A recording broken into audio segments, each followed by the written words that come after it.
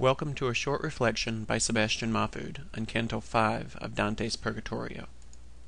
Dante, who hasn't yet learned to walk and talk, stopping for every soul who sees his shadow and realizes thereby that he is a mortal man, is confronted by Virgil for his idleness, in the same way both had earlier been confronted by Cato. Virgil only needs the lesson once before he becomes its teacher, so he says to Dante, "When a man lets his attention range toward every wisp, he loses true direction, sapping his mind's force with continual change."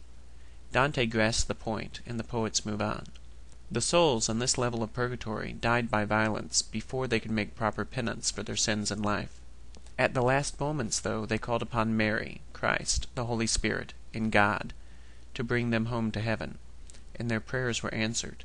The reason they are higher placed than the negligent souls in the level below them, Ciardi notes, is because their lives were cut short before they could enter into full awareness of their identity as children of God. Had they been able to live out their full years, they might have given themselves completely to God in that time. The benefit of the doubt, then, is tilted toward the good, for it's also likely they would have become worse, given more time in which to cultivate their vices. While Dante is approached by a whole troop of souls, only 3 have the opportunity to speak to him in this canto, though others will press him in the next. Every one of them has one goal in speaking with Dante: to ask him to carry news of their arrival in purgatory back to their families, so that the prayers they might offer will speed them more quickly to paradise. The first of the 3 is Jacopo del Cassero, whom Ciardi notes was of a leading family of Fano, who served as chief magistrate of Bologna in the kingdom of Naples, where he offended Azzo VIII of Este, who had him hunted down and killed.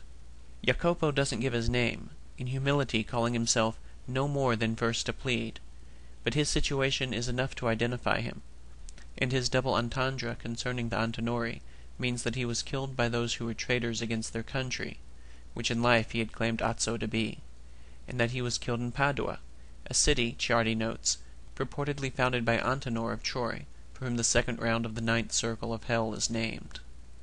Bonconte da Montefeltro is the success story counterpart to that of his father, Guido da Montefeltro, whom we met in the 8th circle among the evil counselors.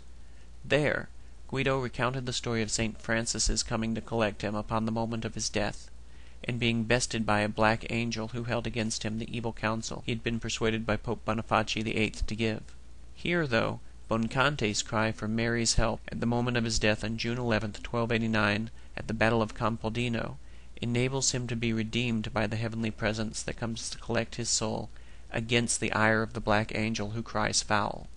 In revenge, the black angel destroys his mortal body by generating a flood that washed it into the Arno River and buried it in silt. Bonconte's problem, though, is that no one in his family, not even his wife, has thought him redeemable enough to offer prayers for his soul. Dante, who participated in the Battle of Campaldino, according to Ciardi, thereby learns why Bonconte's body was never found. With Bonconte's story, we reach the tropological level of allegory. No matter how bad we are in life, there's always hope for redemption, even in life's last moments. God will always take us back, for the day will come when all wrongs will be righted, all bad things forgotten, and only good remains. Pia is the only one of the 3 to show charity for Dante's needs ahead of her own, and she begins her discussion with him by asking her favor only after he has found his way back to the world and found his rest from this long road he runs. She was killed by domestic violence, by a husband who'd vowed to care for her until death parted them, and then went about implementing the escape clause. She gives no reason, like Francesca did in Hell's 2nd circle, for her husband's actions. For what her husband did would put him in Cana with Francesca's husband, unless he repents of his deed and calls on the mercy of Christ even in his final hour. So there you have it, the mystery of God's grace. Those who live by the sword and die by the sword don't always end up in the 7th circle of hell. Those like Bonconte, who may have led bad lives, yet have moment-of-death conversions, can still receive God's grace. Hamlet knew this when he had the chance to kill Claudius as punishment for the death of his father, but finds the usurper praying and says, "Now he is praying, and now I'll do it. And so he goes to heaven, and so am I revenged. That would be scanned." Meaning, I gotta think about that for a second. A villain kills my father, and for that I, his sole son, do this same villain send to heaven. No!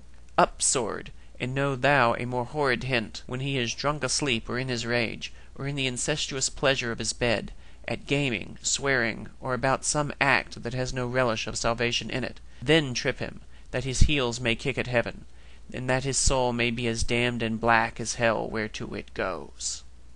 Othello, the Moslem in Shakespeare's play, also knew this, when he suspected his wife's infidelity, and before he kills her, asked, "Have you prayed to-night, Desdemona? If you bethink yourself of any crime unreconciled as yet to heaven and grace, solicit for it straight. I would not kill thy unprepared spirit. No, heaven forfend, I would not kill thy soul." Grace is present in all of us, and for that reason we should never think ill enough of any person to wish him or her spiritual harm, which is something we will when we delight in the talk of idle tongues concerning them.